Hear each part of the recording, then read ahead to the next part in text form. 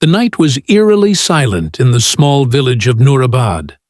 The moon hung low, casting long shadows over the narrow dirt paths. People were asleep, unaware of the danger creeping toward them from the forest that bordered their homes. But one man was awake, Rafiq, the old watchman. For 40 years he had guarded the village, though most now thought of him as just a harmless, forgetful elder. Yet his eyes missed nothing. That night, while making his usual rounds, Rafiq noticed something strange. The forest birds had gone silent. Even the crickets had stopped singing. Then, from the darkness, came a faint crackling sound. Not thunder, not footsteps, but fire.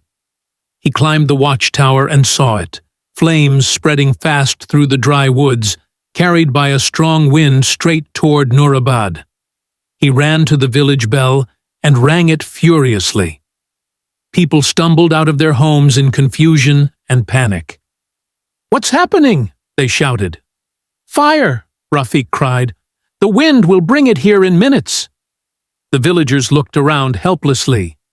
The only well was small, and the fire was too close. But Rafiq's mind raced back to something he had learned long ago.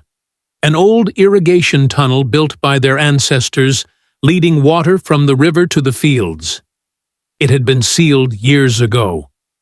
Without waiting, he shouted, "Bring shovels!" Open the old tunnel near the fig tree. Some doubted him, others followed. As the flames lit the sky orange, Rafiq and a few young men dug with desperate hands. Suddenly, a rush of cold water burst out, flooding the dry fields. The stream spread across the village boundary, forming a muddy barrier just as the fire reached the edge. When the sun rose, the forest lay blackened, but Nurabad still stood, untouched.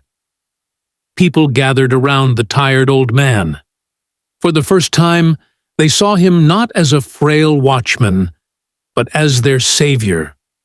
Rafiq simply smiled and said, "Sometimes wisdom is slower than fire, but stronger in the end."